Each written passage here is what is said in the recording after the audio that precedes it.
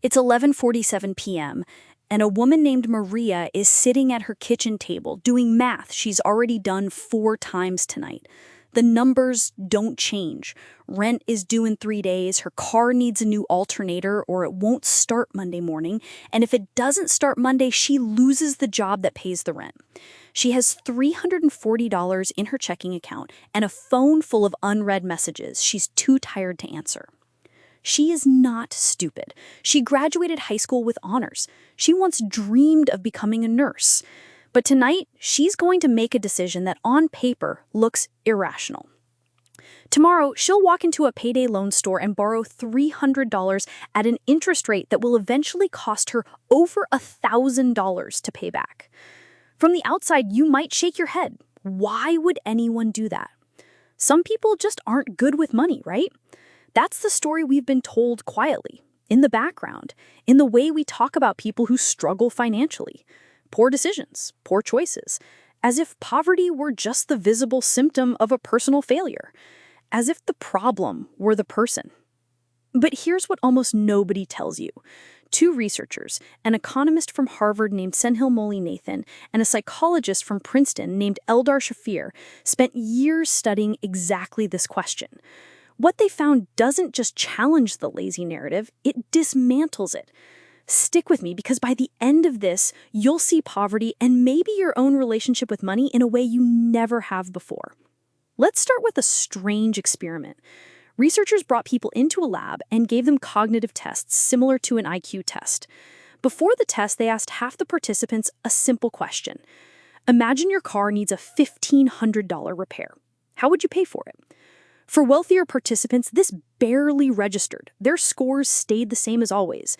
But for lower-income participants, something remarkable happened. Just being asked to think about that financial problem caused their performance to drop. Not by a little. The decline was equivalent to losing about 13 IQ points, roughly the same cognitive hit as pulling an entire all-nighter. And it happened in minutes, from nothing more than a hypothetical question about money. Here's the part that should stop you in your tracks. When researchers posed a cheap, easy-to-solve version of that same money problem, scores went right back to normal. Same people, same brains, same raw intelligence. The only thing that changed was whether their minds were, in that moment, occupied by a financial threat. The problem was never their intelligence. It was what scarcity does to a mind in real time. Mullainathan and Shafir called this a bandwidth tax, laid out in their book Scarcity, Why Having Too Little Means So Much.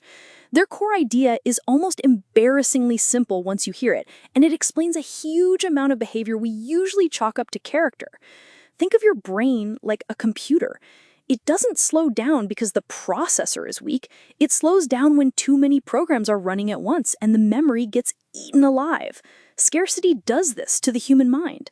When you're really worried about money, not abstractly, but in a can I afford groceries this week way, that worry doesn't stay in one tidy folder of your brain.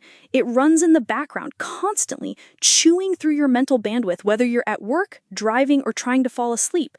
And because that bandwidth is finite, everything else gets less of it. Your patience, your memory, your judgment. This is why Maria takes the payday loan. It's not that she can't do math, it's that scarcity creates something researchers call tunnel vision. When a crisis is close enough and loud enough, your brain automatically narrows its focus onto that crisis and pushes everything else out of view. Imagine a firefighter standing in a burning building. You'd never criticize that firefighter for not thinking about next month's grocery budget. Of course they're not. The house is on fire. That's tunnel vision working exactly as evolution designed it, keeping you alive through the immediate threat in front of you. The problem is that financial scarcity creates that same tunnel over and over, except the fire never really goes out. The unpaid bill becomes the burning building.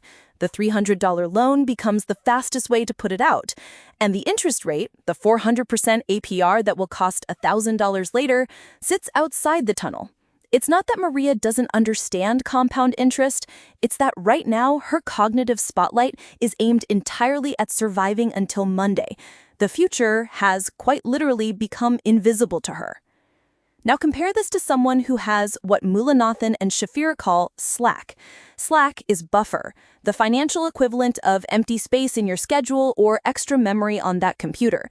If you have a few $1,000s in savings and your car needs a $1,500 repair, that's an inconvenience. You pay it, feel a small pinch, and move on with your week. Your tunnel never forms because there was never a crisis to tunnel toward. But if you have no slack, that exact same $1,500 repair isn't an inconvenience. It's an emergency, one that can cascade into missed rent, a repossessed car, a lost job. One identical expense, two completely different experiences determined entirely by how much empty space a person had beforehand. Here's where it gets even more unfair, because scarcity doesn't just tax your mind, it taxes your wallet directly. People without slack often can't buy in bulk, so they pay more per item.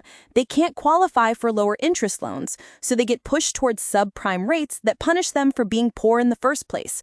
They often can't buy a home, so they rent, frequently paying more per square foot over time than a homeowner with a fixed mortgage.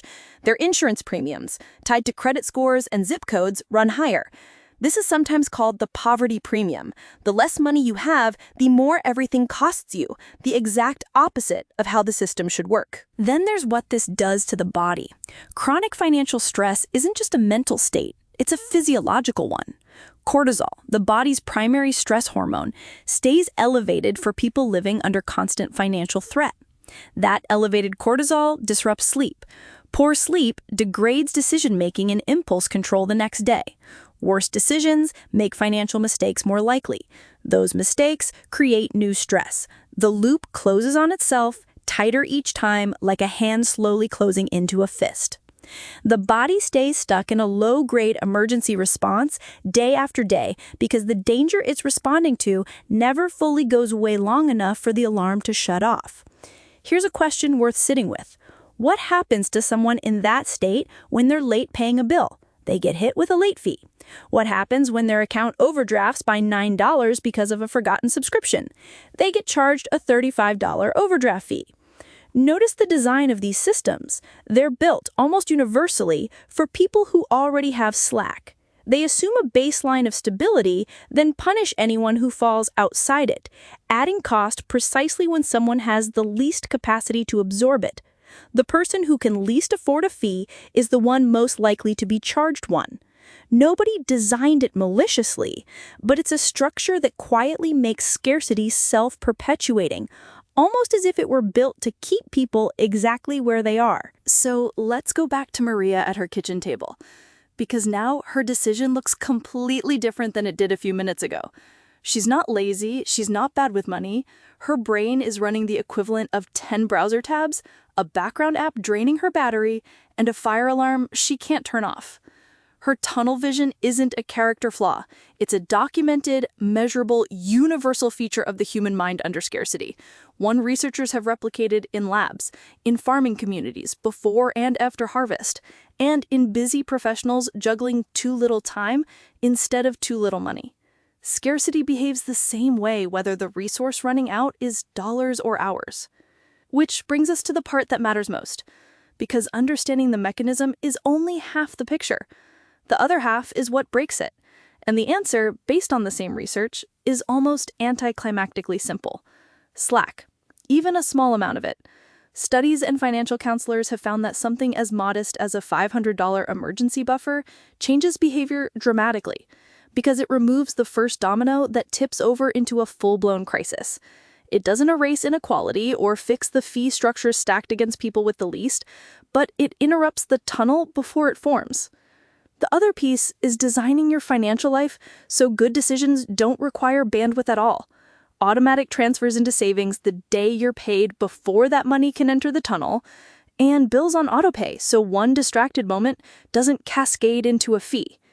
None of this requires more willpower or intelligence. It requires removing the decision from a mind that, at any given moment, might be running on fumes. If there's one thing worth carrying away from all of this, it's this. The next time you see someone make what looks like an obviously bad financial decision, resist the urge to write a story about their character. you are very likely looking at a mind operating exactly as every human mind would under the same conditions. A mind with less available bandwidth than yours, not less ability. Poverty isn't a personality trait. It's a cognitive and environmental condition, one that creates its own gravity and pulls people back in, not because they lack the willpower to escape it, but because the very mechanics of scarcity are engineered, by nature itself, to keep your focus locked on the fire in front of you. So here's what I want to know from you. Have you ever noticed your own thinking get foggier during a stretch of financial stress, even a temporary one? Tell me about it in the comments, because I guarantee you're not the only one. And this conversation only gets more interesting the more of us are honest about it. And if this changed the way you see the word poor, subscribe, because we're going to keep pulling apart the psychology behind the decisions that quietly shape every financial life, including yours.